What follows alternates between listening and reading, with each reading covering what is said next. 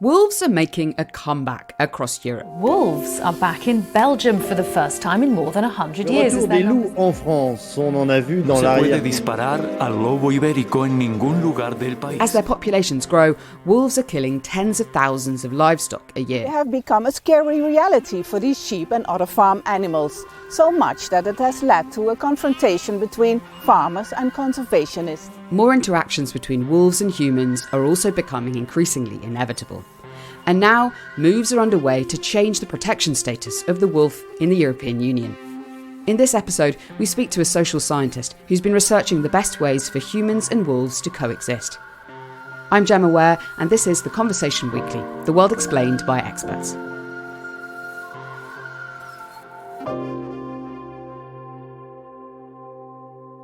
I'm joined for this episode by Jack Marley, environment editor at The Conversation in the UK. Happy New Year, Jack, and welcome back to the podcast. It's been a while. Happy New Year, Gemma. So, Jack, you and your colleagues on the environment desk, you often work on some pretty gloomy stories about the state of the climate and the environment, but you also do get some good news stories from time to time about nature taking back initiative. This is also sometimes called rewilding. Tell us about that. Tell us about rewilding. There's a lot of debate among specialists about what the term specifically refers to, but rewilding is it's a process in which we allow ecosystems to regenerate on their own and to sort of allow nature to will the process rather than have conservationists doing a lot of the management. And a lot of people think that some form of rewilding will be essential for solving a lot of the major environmental problems that we face this century, whether it is climate change or biodiversity loss. One of the examples that's often pointed to for this return of nature, return of animals that have been around in the past, is wolves in Europe. Tell me what's been happening with that. As a lot of farmland in Europe has been abandoned over the last few decades, it's inevitably meant that a lot of land that was under strict management and cultivation has kind of just been left to its own devices. And so wolves have kind of remained at the periphery for really a century. They were hunted almost to extinction across most of the continent. And I think they held on in sort of the really dense forests in places like Romania. And since these former areas that were under sort of heavy production have been released from that, wolves have kind of sensed an opportunity and crept back into landscapes that they've actually been absent from for a long time. And this has happened remarkably quickly. You know, we're talking about just the last couple of decades, really, just within my lifetime. And it's also become, in recent years, quite a political issue too. What is it, do you think, about wolves that makes it so touchy as a subject? I think one of the things is that you may not know that a wolf has returned to the land that you inhabit. You may have absolutely no idea until one morning, if you are a livestock farmer, you wake up to see the results of their visit the previous evening. That realization of seeing, sheep ravaged by a wolf can be pretty disturbing, and the consequences of that for the animals is as upsetting as you can imagine. But on the flip side of that, there are people who feel incredibly strongly about protecting them, and some places where that's being brought in legislation. So what is it about wolves that are appealing to our kind of wilder part of ourselves, I guess? Well, yeah, I mean, wolves really are the promise of rewilding. They're as wild as it gets. And I think that a lot of what rewilding promises is that kind of excitement and rush that you get with a more vibrant ecosystem. When a wolf returns, it's kind of tempting to kind of imagine that you can reverse a lot of damage that's being done by bringing in this really dynamic predator that can shake things up and create a world that we had thought for some time belonged in Europe's past. So I think wolves are kind of a harbinger of this, the wild coming back almost miraculously. And I think that is kind of naturally very exciting. And you've done a few stories about wolves, and I know when you do so, you turn to your wolf woman, let's call her, to help us understand what's going on. Tell us about Hanna Pettersson. Hanna's a postdoctoral research associate at the Leverhulme Centre for Anthropocene Biodiversity at the University of York in the UK. She's from Sweden originally, which is where wolves have lingered a lot longer than elsewhere in Northern Europe. And she first approached us about her research that she was due to publish from her PhD, which had studied the way wolves interact with people in Spain. And I think her research looking at the sort of experiences of people who were, living in what I would kind of imagine is the future, where we've managed to sort of bring back the wildlife that we need to bring back in order to have kind of a more sustainable way of living on Earth. And she had all these stories about, what it actually meant, the sort of trade-offs that you inevitably had to take into account when you were sharing your world with these animals. And it just really kind of brought it home to me of, what kind of changes do we really need to make to live sustainably. Great, thanks Jack. I called up Hanna to find out more about her research, and she told me that she'd spent time in 3 different areas of Spain talking to people about wolves.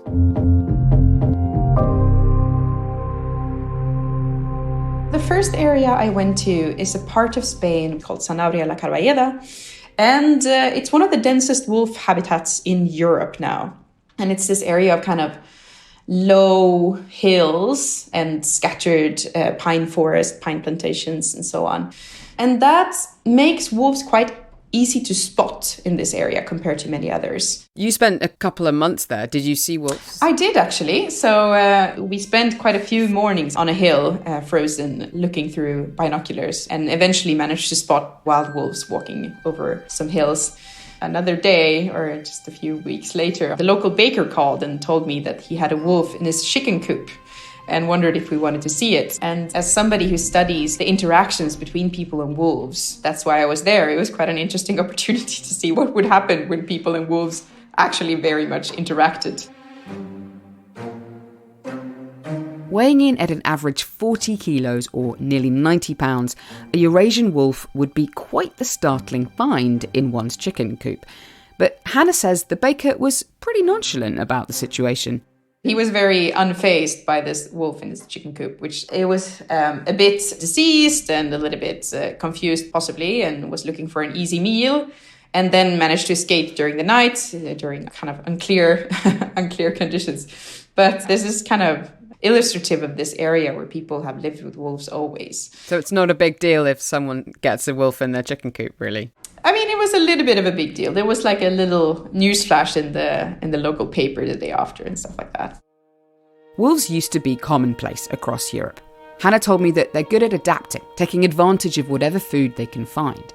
But because they like to eat livestock, they were eradicated from large areas of Europe in the 19th century. In the past several decades, though, they've been making a comeback. Ever since stricter conservation regulations and a change of mindset in most Europeans, and also because of increasing land abandonment on the countryside, the populations have increased significantly. Counting wolves is difficult. They're elusive creatures. But according to a new analysis published by the European Commission in December, there were an estimated 20,300 wolves across the EU in 2023. That's an 81% increase in the just over 11,000 wolves estimated in 2012. And over the past decade, they've also expanded their geographic range on the continent by more than 25%. Wolves pose little danger to humans. Attacks on people are exceedingly rare. Their diet consists primarily of ungulates, or hooved animals, which includes sheep and cows. And the new European analysis says around 65,000 livestock a year are being killed by wolves. Now, Hanna made it clear to me that she's no expert in wolf anatomy or behaviour. She's a social scientist, interested in the study of global problems and their solutions. I'm much more knowledgeable about the people side of things. And if you think about conservation and they need to restore biodiversity because of the way we live and the space we take up, it's really a people problem. And we need to figure out better ways of living with wildlife. And in Europe, there are strong agendas now to bring back a lot of these big, hairy creatures, many of them with sharp teeth. There are ideas to do kind of large-scale restoration. And that's great. And as a continent where we have, used a lot of the land for food production and other things and almost outsourced all the biodiversity conservation to other continents like Africa and, in India, for example, they have lots of large carnivores and a lot of people too. It's definitely our turn to take some responsibility when it comes to conservation. But it's somewhat tricky to live with these large carnivores. Hanna explained that Spain was a natural choice for her research. Many people are surprised that Spain actually has a lot of wolves, somewhere around 2,500. And it's a very interesting country in many ways when it comes to studying coexistence of people and wildlife, because one of the most tricky contexts to live with wolves is when you have free-roaming livestock. Spain is a great example. Because it has these really widespread pastoral systems, but also a quite rapidly expanding wolf population. Spain is also at the forefront of a growing trend to protect animals that used to be considered pests. In 2021, after decades of allowing wolves to be hunted on a limited basis in certain regions of the country, the Spanish government declared wolves a strictly protected species, making them entirely off limits to hunters. It's one of those things that kind of illustrate that whether we protect wolves or whether we hunt them really depends on the way we think about animals and nature at the time. It varies throughout the ages. So wolves used to be declared a pest species and people used to be paid to get rid of them. That was the dominant understanding at the time. And now, just within a generation or two, people are actually jailed for doing the same thing. So it's quite a rapid transition or a change of mindset. This change in mindset is exactly what Hanna wanted to examine with her research. The Spanish law was introduced by a coalition of left-wing political parties, and Hanna told me that it passed by a very narrow majority. Spain is a very decentralized country, so there are many different autonomous communities. And there was a vote among the autonomous communities, and it passed by a one-vote majority. And the areas of Spain where 95% of the wolves are all voted no, whereas the areas where there are no wolves voted yes. So it's easy to be in favor of wolves if you don't live with them. There have been research that have illustrated quite clearly that the support for wolf increased with distance to the nearest wolf habitat. So it's essentially, for those who are familiar with the concept of NIMBYism, not in my backyard. Once Hanna had fixed upon Spain, she decided to choose 3 areas, which all had varying relationships with wolves. The first was Sanabria la Caralleda, site of the chicken coop raid. It's a part of Spain where wolves have always been around. And it's quite famous as a place where coexistence is working. So not only do they have quite a lot of wolves, they've also, in the last decades or so, started getting quite a lot of wolf tourism, because wolf tourism is quite favorable there, just because they're easy to see. And the people there, many of them are still traditional livestock herders. So they have sheep, and some people also have cows. And they're very used to wolves because they never disappeared. So they have these amazing ability and skill when it comes to protecting their livestock from wolves, which is why this area is quite famous. One of the ways farmers have adapted to living with wolves is by surrounding their animals with livestock guardian dogs. For those who don't know them, livestock guardian dogs are massive creatures, much bigger than a wolf in most cases. And you need quite a few of them to defend your livestock. So one example is this shepherd who had somewhere around 1,500 sheep, I think. And they had 21 huge livestock guardian dogs to protect this group of sheep, right? So these people dedicate significant resources and efforts and time to protect their livestock from wolves. And they do so quite successfully. The second area Hanna visited for her research is in the north of Spain, in the region of Asturias. It has this beautiful national park called Picos de Europa. It looks a bit like the Alps, if one wants to imagine. So like these high summits with like really green, lush pastures in the summer. And people there have this kind of transhumant practice, which means that they have their livestock in the valleys during the winter and then they drive them up to the peaks in the summer.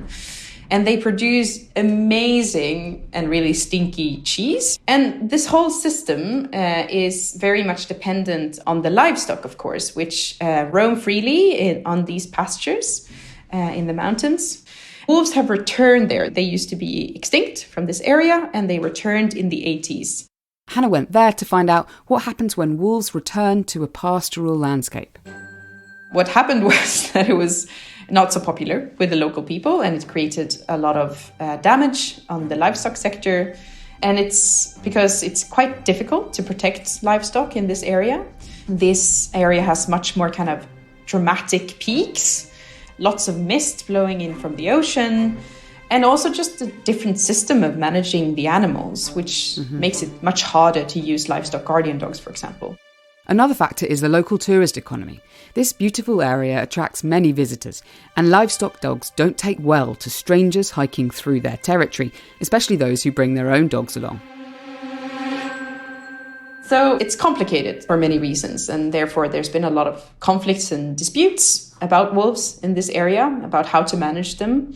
And that hasn't really improved with this new law that strictly protects wolves, because before 2021, the regional government had a little bit more ability to regulate the wolf population through culling. So this new kind of strict wolf protection was not at all popular in this part of Spain. Okay, so we've had one area where there always been wolves, and second area where there are wolves again, having not been. And then your third area, what was that dynamic? The third area was an area where there were no wolves, but where they were just around the corner. Well, and this was the case when I was there in 2020, but they are now back. So essentially there was a mountain range, Sierra de Gredos, that separated La Vera, which is in the region of Extremadura, from Avila, which is on the other side where there are wolves. But since then, they have essentially roamed across the mountain range, and they're now back in this area too. Because there were no wolves there, there'd been no damage to livestock in La Vera when Hanna was there, but public opinion in the area was very negative about their potential arrival. What I was interested in is this transition between an area where we know that wolves have always been around and it works quite well, towards where they come back and towards where they will come back, to understand what we can learn from each of these cases. And how can we prepare those areas that are anticipating the return of wolves to hopefully avoid some of the mistakes and some of the damage that has been caused in other areas where we have done nothing. So how can we manage wolf populations more proactively was essentially what I wanted to know. Hanna says that many European countries haven't been very good at thinking through what happens when wolves make a return, or working with local communities to prepare for what can be quite a difficult transition. I asked her what practical measures could actually help. One thing that is starting to become implemented more and more in Europe now are these participatory platforms where you gather farmers or hunters or just local villagers or everybody who will be impacted in some way by wolves to discuss what can be done. And if you do that before wolves return, it's much easier to identify what are the vulnerabilities here. Like, for example, how are the sheep roaming around the mountains here? Which farmers will be at the front line? Where do we need to put in fences? Where do we need to make sure that wolves don't enter because there's absolutely no wild ungulates at all and only livestock, for example, in certain areas? There are many, many questions that should be considered when you know a wolf population will be entering a new area. And of course, there needs to be money in place to help those people who will have to do these transitions. Because, for example, installing fences in those cases where that might work is very expensive. And a lot of these people might have very scarce resources. And of course, there's knowledge from areas that have wolves already that could be transferred to other areas. The list is very long, but it depends very much on the region where they are coming back. And you need to find out what they need, and only local people can tell you what they need. Wolves have made such a comeback in Europe that politicians are now moving to change their protection status. In September 2023, Ursula von der Leyen, the President of the European Commission, said that the concentration of wolf packs in some European regions has become a real danger for livestock and potentially also for humans. This is a personal issue for von der Leyen. Her pony was recently killed by a wolf that got into its compound in northwest Germany. The Commission ran a call out for information on wolf populations across the European Union, and in late December announced a proposal to change the protection status of wolves from strictly protected to protected under the Berne Convention, a treaty governing the conservation of wild flora and fauna across Europe. If that proposal is accepted, it will pave the way for a change to the European Habitat Directives that would give EU countries more powers to control wolf populations. How much of this decision-making on what to do about wolves and where they should be protected or not is actually down to environmental and conservation science and saying here is an area where we need more wolves for X reason, And how much of it's just down to politics and the sentiment at that moment? Yes, so that is a very difficult question, right? Because it essentially comes down to questions about what is natural and what should be there, right? And questions about what is natural, they are very hard to answer because the only thing we know about nature for certain is that it always changes. So this idea that there was this pristine past before humans started, tinkering with things that we can go back to is completely flawed. And if we accept that, the fact that we can't just go back to some kind of pre-human state when everything was perfect and natural, well, then everything becomes quite uncertain. So, it's a human choice now to bring wolves back or to let them come back by themselves. But, we have changed our preferences before and we can change our preferences again. Conservation science is extremely important to map all their effects, and social science, economics too, to map their impacts on people. But it's a question of choice in the end. And if we can figure out how to coexist with wolves, we have a very good model for how to coexist with other animals too, is the hope.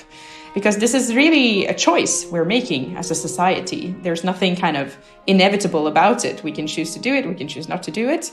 And now the political kind of landscape is pushing us towards restoration, which, many people are happy about, including me. But we have to figure out how to distribute those burdens and benefits and costs in socially just ways and in ways that are sustainable.